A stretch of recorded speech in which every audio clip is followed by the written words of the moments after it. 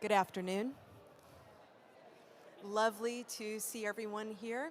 My name is Cher, and on behalf of the university, welcome to the main stage.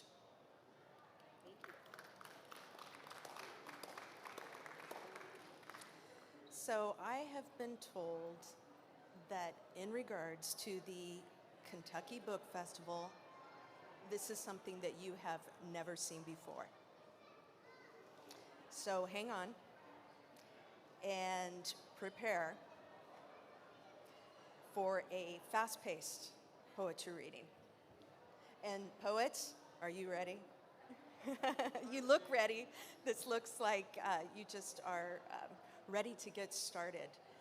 So I wanted to go ahead and read the poets, give you the names here. We have Frank X. Walker, Crystal Wilkinson, Up from the Dirt, a.k.a. Ron W. Davis, Danni Quintos, Jeremy Paden, Richard Taylor, Elizabeth Beck, Melva Sue Priddy, Pauletta Hansel, and Marianne Worthington. Poets, get ready, get set, take it away.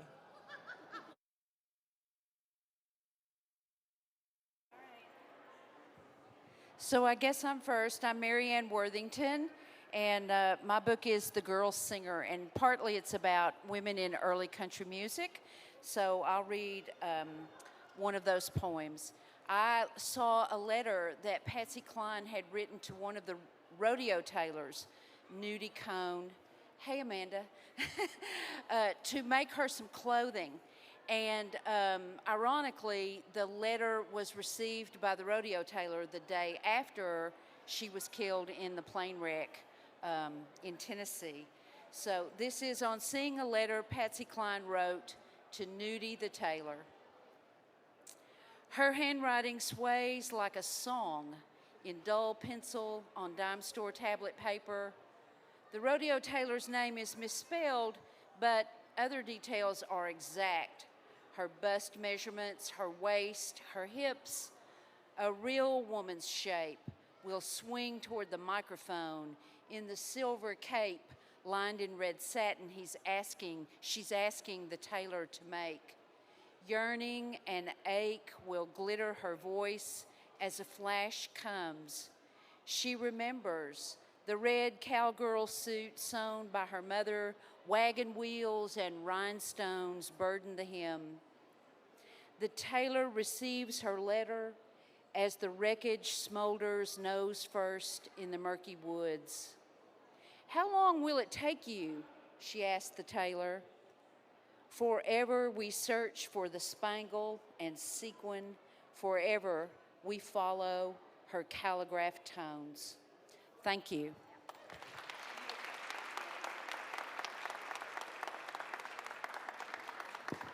We're rotating tables here.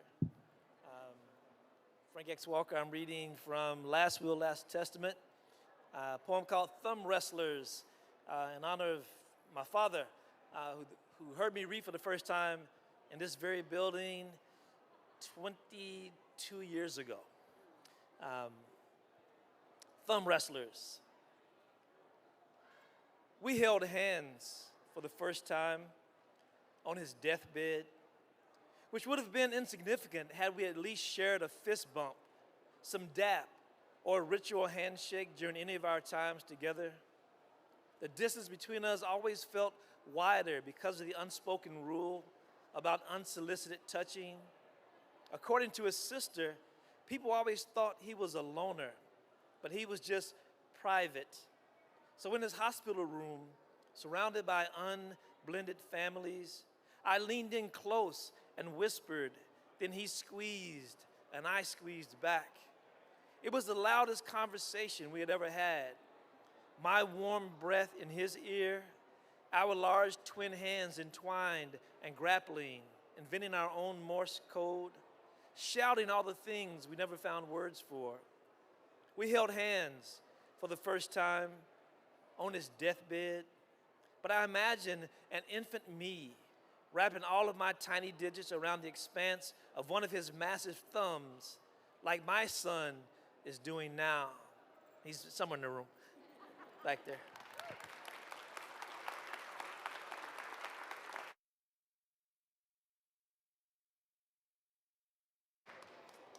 Hello, I'm Crystal Wilkinson. I'm going to read from my book Perfect Black, and I think I'll read a grandfather poem.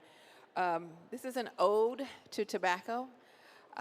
Growing up on a tobacco farm, I had to reconcile the fact that this was everything, the tobacco crop paid for everything, and also that it causes cancer. Oh, tobacco. You are the warm burnt sienna of my grandfather's skin, soft like ripe leather. I cannot see you any other way but as a farmer's finest crop. You are a Kentucky tiller's livelihood. You were school clothes in August, the turkey at Thanksgiving, Christmas with all the trimmings. I close my eyes, see you tall, stately, green, lined up in rows, see sweat seeping through Granddaddy's shirt as he fathered you first. You were protected by him, sometimes even more than any other thing that rooted in our earth. Just like family, you were coddled, cuddled, coaxed into making him proud. Spread out for miles, you were the only pretty thing he knew. When I think of you at the edge of winter, I see you brown, wrinkled, just like Granddaddy's skin. A 10-year-old me plays in the shadows of the stripping room. The wood stove burns. Calloused hands twist through the length of your leaves. Granddaddy smiles, nods at me when he thinks I'm not looking.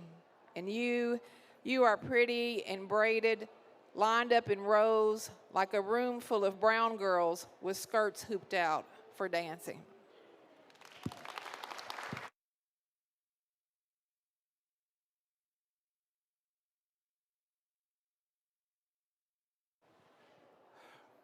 I'm Dirt. All my poems are fever dreams, so I don't have anything cute to say to start my field song for Nancy's all-seeing eye agency. We are pocket protectors for Father Ta, a progeny of pith and phantasm. We radiate from middle iris, ocular terrestrials, Octavia division. Winged shoulder is our sheriff. Our ranks swell with bookkeepers and beekeepers, junkies, psychosomatic surgeons, cutthroats, and seasoned translators of the sky. Liars in collusion to set the record straight setters class of 1985. Our strength is in our license, cartographers for non-chartered countercultures. We are field agents for third world from the sun, so it's okay for you to answer us. Did you get a good look at the upright bass that hit you? Was the perpetrator a quintet? Was the flugelhorn involved? We speak in poem a soft calculus, and we all flash badges. We bear sarosophones in our hoisters and carry hearts on our sleeve. Yes, our shared perspective is a household brand. You can trust us with the tip of your tongue, the cyst in your eye, the thorn in your paw.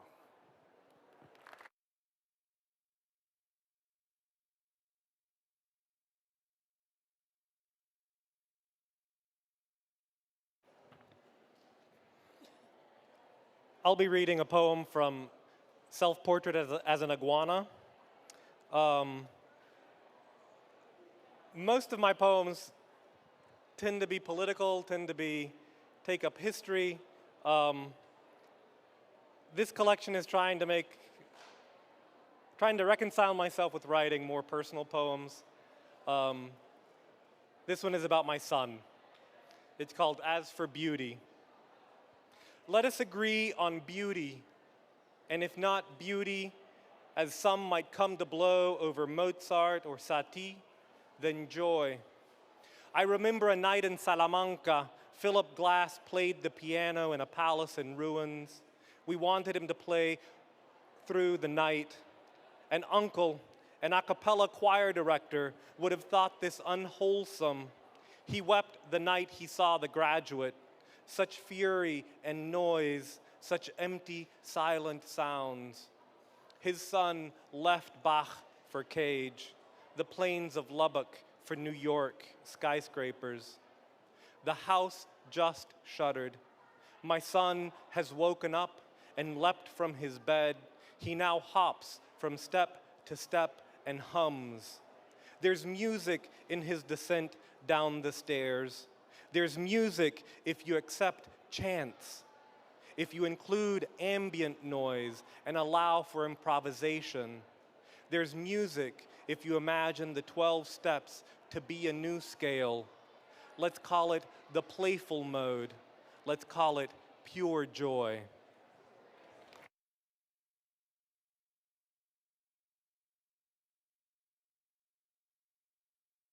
Hello, I'm Elizabeth Beck. I've never done speed round poetry before. This is very exciting for me.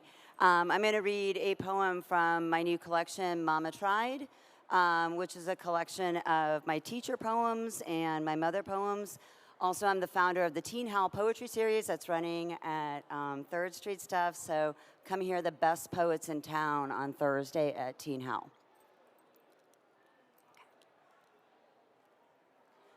Planning bell. If I do not write today, I will never write another poem, and if I never think in verse, my window will seal shut. So, although I should be writing lessons and thinking about institutionalized documents, what I want to consider are my children. Lost casualties of a public education that speaks about serving but never actually does anything beyond talking and talking and talking in meetings about meetings that swirl around my head, which reminds me how my students must feel, loaded with words they maybe don't understand, about content that exists in a vacuum, much like the hum of the machines their mamas run to suck debris from carpets worn threadbare in homes that lack windows for the future when it's enough to just survive today.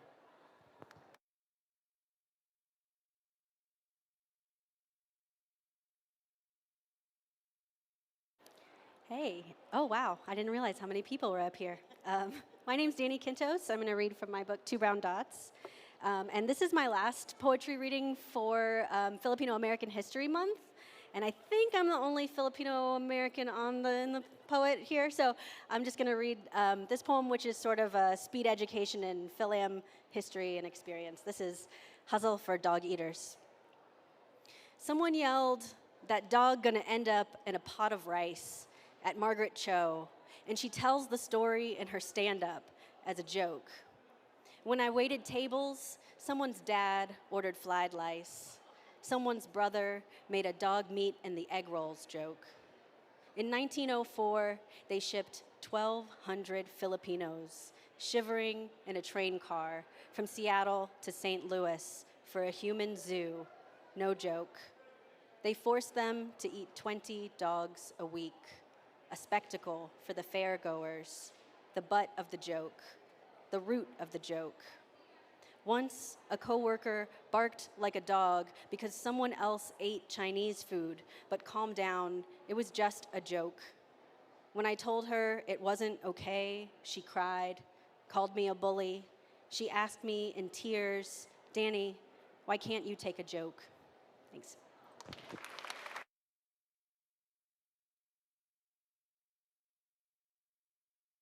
There is a crowd out there. Awesome. I'm Melva Sue Priddy. This is the tillable land that I'm reading from. My father said grace before every single meal, and this is called Lord Bless the Food and the Hands That Prepared It. It's true. The house was close to 200 years old. The main rooms, 2 upstairs, 2 down, hewn log. After they married, when they first found the farm, the rooms were full of seeds, fescue and rye, clear to the ceiling, seeds they wouldn't have to buy. The surrounding fields lay wasted, unfarmed, eroded. Story is, unable to get a loan or a cosigner anywhere, even his father wouldn't go a note. They'd mortgaged yearly crops, tobacco check as payment. Understand, they had other choices. He decided against college, chosen farming instead. She'd put him off marriage 2 years and graduated high school a year ahead of herself. What they did then was work night and day, 2 jobs each, both farming, he a tobacco factory in Louisville, she gardening, raising the children that came. They had other choices. The fields they couldn't level themselves, they saved up and bulldozed later. Eventually, they spread all those seeds, emptying one room at a time, seeds that firmed the soil. One room at a time, they moved into that house, gathering cast-off furniture. By the time they emptied the second room, they found the table somewhere, a used table with leaves to expand. The table's laminated top would serve as biscuit board, candy marbled slab, hot canning jar lineup, and chopping block. The table's rim, silver lipped, would be scrubbed twice a year with steel wool and a knife tip. 3 times a day, plates arrived, meals with the main dish already divided, a can of mackerel or a pound of burger, stretched to serve 8 or more. Side dishes, garden vegetables, hot, ready to pass. No one ate until the food was blessed. No one ate until those who prepared the food were blessed. No point to protest when he circled the table, taking bites of food off our plates. He moved to the head where he sat, bowed his head, and prayed. Thank you very much.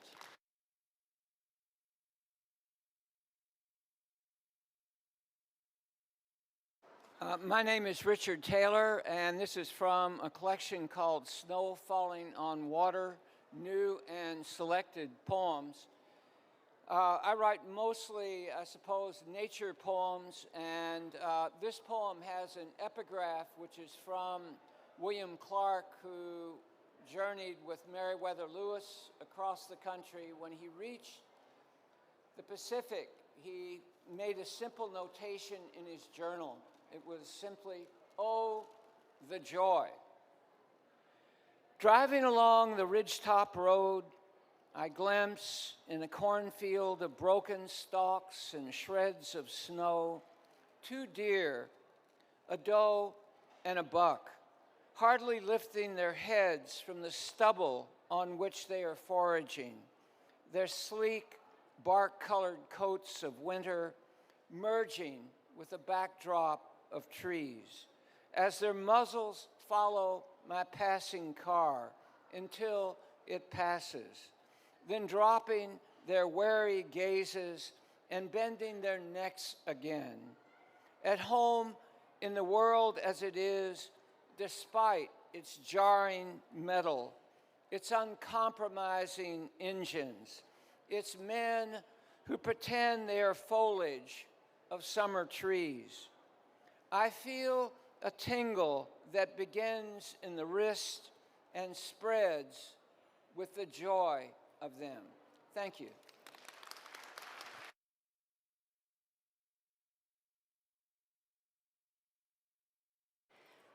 I'm Pauletta Hansel, and I guess I'm the last bolt of lightning in this in this lightning round. Honored to be reading with such wonderful poets. This is from my newest book, Heartbreak Tree, which is about growing up in eastern Kentucky. But I'm reading this one because it mentions Lexington. Dirt.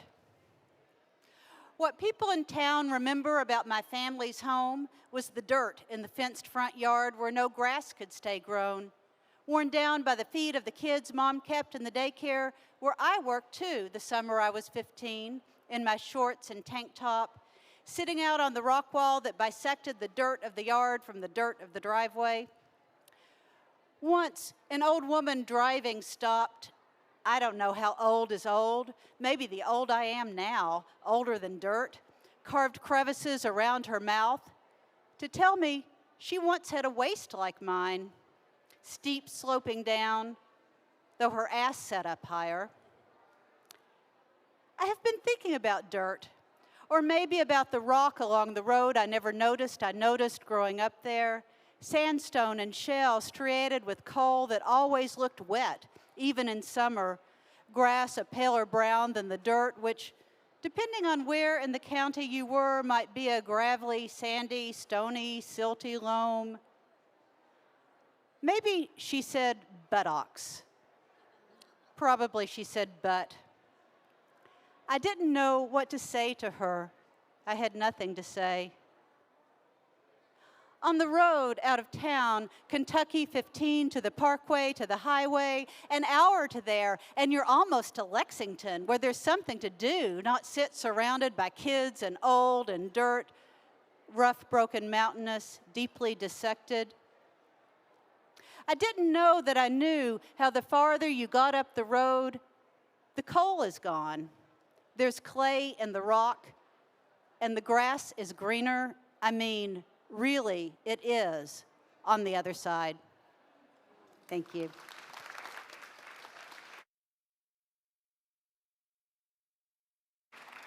Okay, all right. Now, let's give a big round of applause for all 10 poets. They're not off the hook yet. They are not off the hook. This is where you come into play now. If you have a question for one specific poet or a general question, they will come back up, ring the bell, answer the question, and go sit down. I'm teasing. They can stay up as long as they want, okay? But we want to have a good time with it, and it only works if you guys help and participate. So I'm going to walk around with the microphone. Raise your hand if you have a question. I've got one in the back. I'm going to grab that first. We'll hop around. Poets, listen for your name, or if you're brave enough to take a general question, hop on up. All right, here we go. Talk amongst yourselves.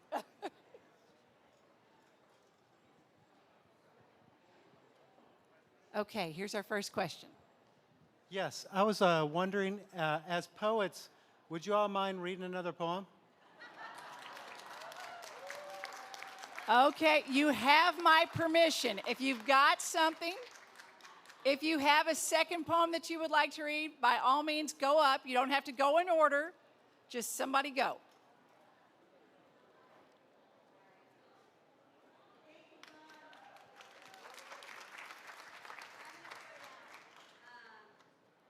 I'm going to throw down for dirt because he doesn't like my new poems. So I'm going to give him an old poem. And I'm going to give you an old one. This one I aired on the Holler Poet stage. And Frank was in the audience. And apparently there was a phrase here that captured his attention.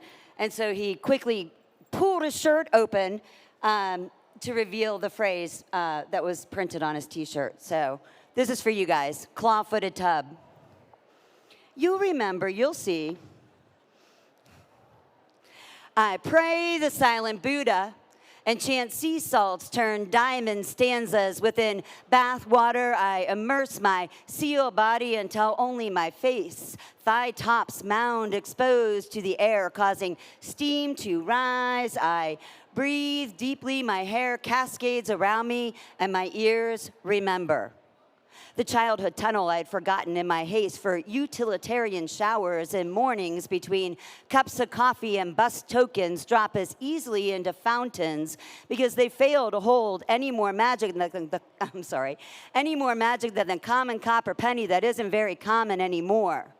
With what do they make pennies now? When houses are made of cardboard called drywall and windows plastic as we walk Formica floors, it is difficult to trust authenticity stamped and dated by Pottery Barn and underscored by hip-hop versions of remix classics dating no later than 1986, making me older than I care to admit. My stomach rises and falls. My belly button holds water like a thimble turned upside down, catching raindrops, only I do not rust. I wonder how someone my age is dead and why I am not. And it has become apparent every yellow rubber duck, evidence of sustainability. As I use my toe to pull the chain, holding the drain, it must all go somewhere. She says she lost a son. I cannot share sympathy great enough to fill the crack my heart cuts in empathy. I would follow the squirrel without hesitation, lost in agony. Edward Monk screams on a bridge. The troll demands his coin, and the air chills my skin.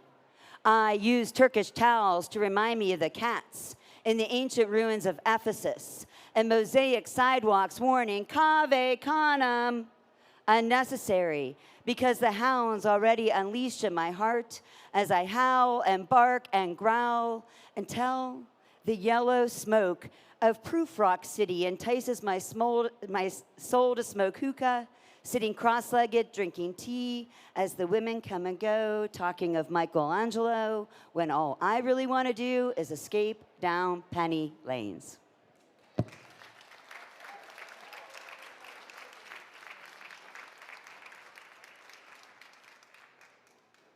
This is Melva again. I have a lot of odes in my book. This is called Ode to Cow Manure. You, cow manure, abundant and plentiful, I behold your smell unpleasant, unbeautiful, but so necessary to the cow's life. Cattle dung splattered on concrete floors and stairs, creating unending manual labor to remove. Shitty to be left to scrub walls and stalls and dairy barn poles, slurry and sticky and smelly, permeating nostrils, skin, hair, and coveralls.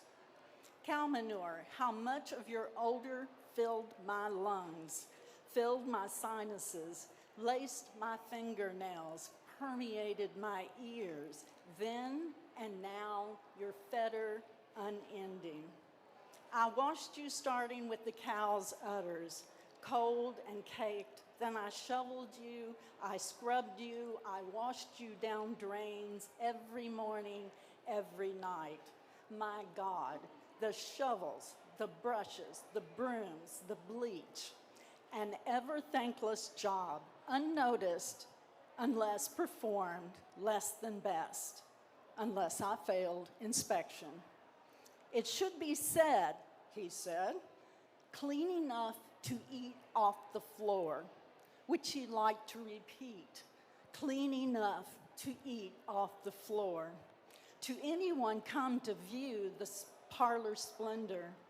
As the herd grew, as I grew, thank the almighty machinery creators for the tractor scraper blade and front end spreader that brother used to fill the manure spreader.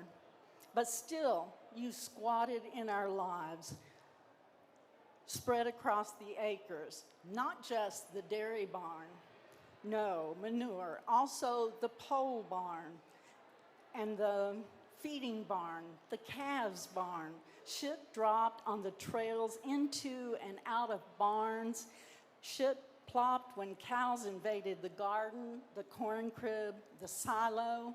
You stooped so low into straw, hay, and corn, stopped up drains, and the thing I will never forget about you, no, my hair after every milking perfumed. Thank you. Thank you.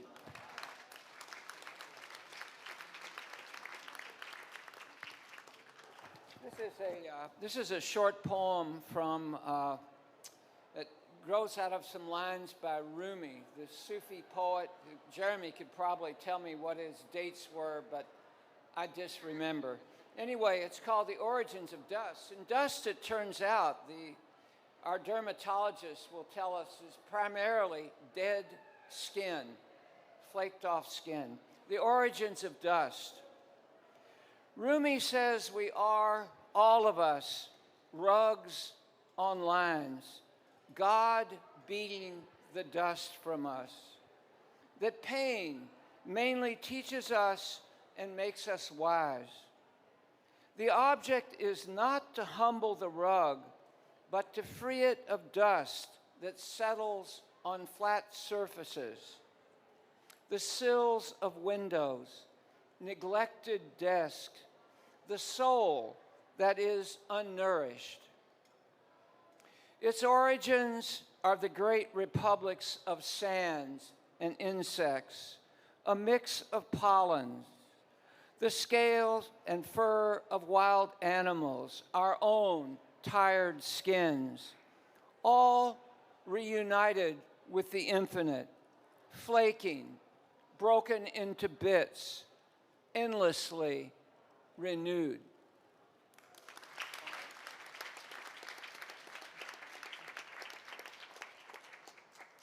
So Richard handed me the microphone, so I guess I'm next. This is a poem from Coal Town Photograph, which is about that same road, but going in a different direction. The road. Where I'm from, everybody had a flower garden. And I'm not talking about landscaping, those variegated grasses poking up between the yellow daylilies that bloom more than once. Even the rusted out trailer down in the green bottoms had snowball bushes that outlived the floods.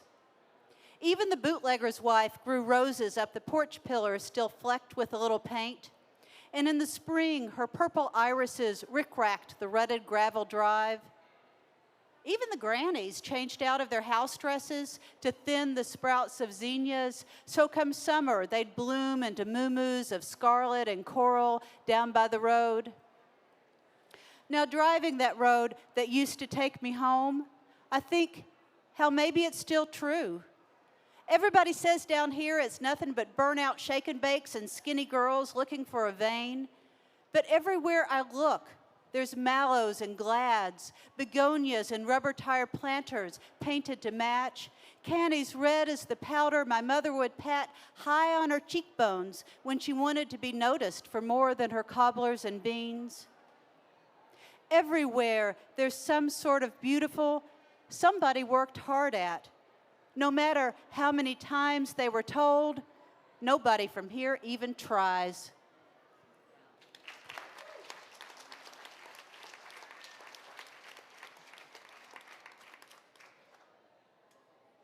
Okay, I'm going to read like a real Kentucky poem. This one is an ode to country dips. It starts with a Fat J and a playlist, a car full and all the windows down. Take a right on Military Pike, where the traffic lights and rules start to disappear. The roads narrow and undulate, and all our stomachs flip while we breathe smoke like teenage dragons who love Missy Elliott and peaches. Daryl drives 80 and the trees blur. Katie makes us stop and smell the country air, says, "Hear that?" about cicadas whirring.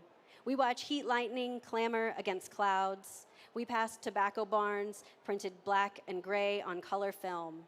The horse fences are music staffs guiding us to a crescendo. There's a road called Frogtown Lane, and in the dark we swing a sharp left. The hedges grow around us until a clearing. The bodies of rusted old cars and school buses, the ghosts of girls once on dips before us, red-eyed and smokeful and lungs blaring lyrics.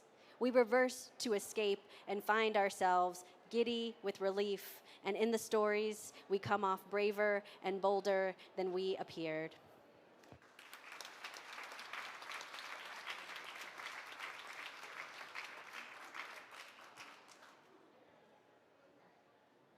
I've noticed we're segregating the two mics, so I'm breaking the neighborhood.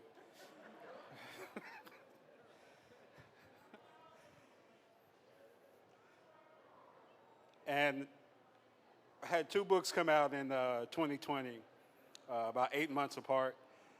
And my second book, I didn't really have a real reading. I had like one reading, I think, at Carnegie Center. That's about the only time I've read from that book at all. So I might read this whole damn thing to y'all today. So This is Joe Soothes Anna. And I said that all these are fever dreams. Poems that beat around the burning bush, batteries not required, staring down the barrel of Oshun, no Botox, the Dakota ring at the bottom of this box, this belly of a whale, but please don't call me Jonah. And it's not that the lights are dimming, it's just night is growing full, beginning to brim. The silver rim of the moon is spinning, the Willie Hutch LP is stuck on chorus, and I'm a son of Horace, after all, hawk-headed, in a black hoodie, with an Alcantine on my knee, the mountain going around me when I come, and good old Shango center stage wanting me to want more. But cozy lover, I choose you. Just tell me once when I haven't.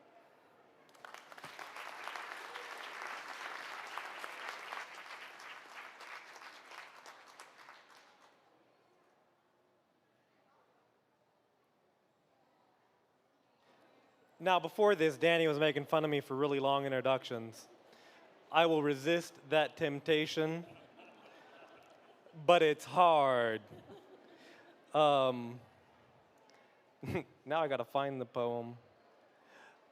Poem is about the start of what's called the Flowery Wars, which was this ritual warfare in the Triple Alliance, known to y'all as the Aztec Empire, the way that they would find sacrifices to offer up to the sun god to keep the world going. How to start a flowery war. When you come into your throne at 40, and rather than blessings, the gods are liberal with curses, when in their wrath they send locusts, then floods, then frosts, when hunger sets in and the memory of collapse descends in the night like pollen on the flower of suffering, when the end of a cycle coincides with your rise and the flower of suffering ripens into blight, start a war. Call it a never-ending game. Come to your enemy neighbors with a chart of yeses and nos. Speak of values. Tell them loss will aggregate over time into victory. When perpetual war is a game, call it a flowery war. Call it hummingbird flight. Turn blood into a harvest for the gods to keep them fed and fat and happy. Keep them distracted with the game, to lull them away from their calendar keeping.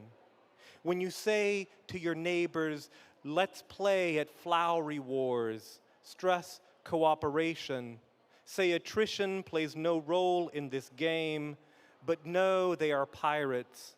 That when one becomes two and their two becomes more than two, they might choose to coalesce around numbers.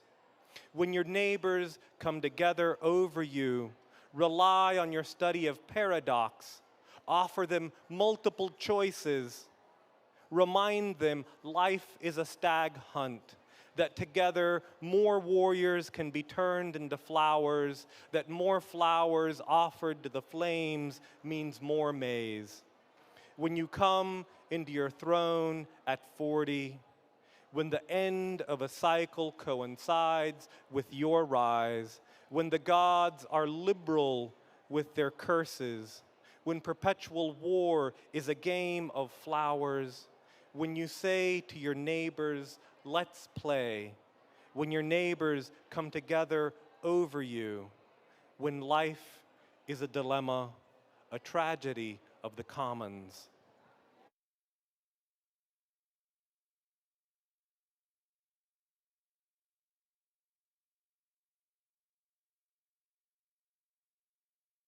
People are still here. Some of us are tired. Some of us are just old. I'm going to read a poem about my neighborhood. I know a lot of people think about the East End and think immediately of the gun violence that's happening.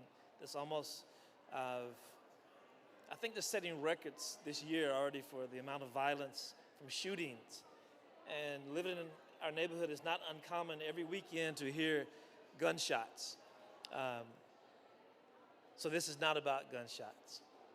It's called Walaikum Salam. We feed birds in our neighborhood as well. Kareem is the first name I think of as soon as he lands. The Alcindor of Blue Jays, extra long, athletic, and beautifully built. Feet so strong, he holds sunflower seeds between his knuckles while hammering them open from his massive beak. The rooster has been calling revelers home for hours. 3 of the 6 neighborhood rabbits frolic in the alley green like teenagers, trudging off to the bus stop or back from the park. Female wrens hold space with cardinals of every season.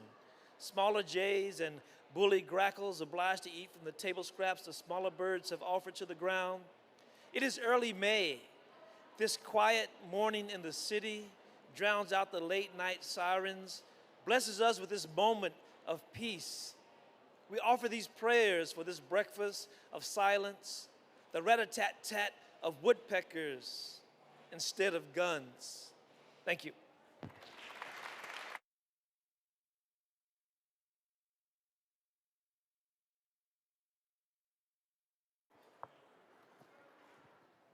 In this book is a suite of water witch poems. My grandfather was a water witch. Google it, I guess, if you don't know. A water witch is a dowser. Some of you all may know that word. And my grandfather had a 3rd grade education and was illiterate. I mean, he couldn't read, but he was a mathematician. We often got in trouble together when he would solve all my math problems for me. And then the teacher would say, "How did you get the answer?" And I'd say, "I don't know." And my grandmother would say, "Stop doing that." So this is the water witch on reading, and it's in my grandfather's voice. "Oh, I cipher pretty good, and can't no white man cheat me on my crops or on my change at the feed store. I'm known around these parts for being able to remove a wart with a bean. I'm the one they come to when they want their well witched, and now everybody asks me how many snows we're going to have come winter, or when they need to pull a baby from a mama's tit. Man from way off stopped here once for me to teach him how to make sorghum. Been learning all my life. I can read a map, can read a man's eyes and see if he's truthful. I can level a girder by sight. I can read the tremble in a cow's gut, a man's footprints in the mud. I can read a man's heart to see if he's right with the Lord, though it ain't my place to say. I can read time by my own shadow. I can read the corners of Christine's mouth and tell if she's mad at me. Only thing I can't read is words."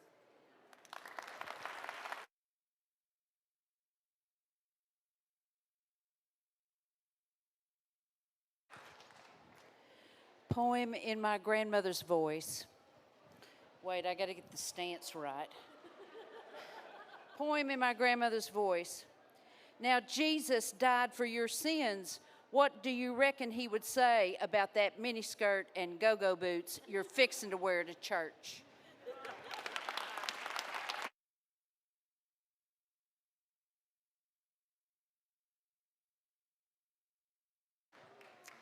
So, I've been doing this for a while now, this whole Kentucky Book Festival.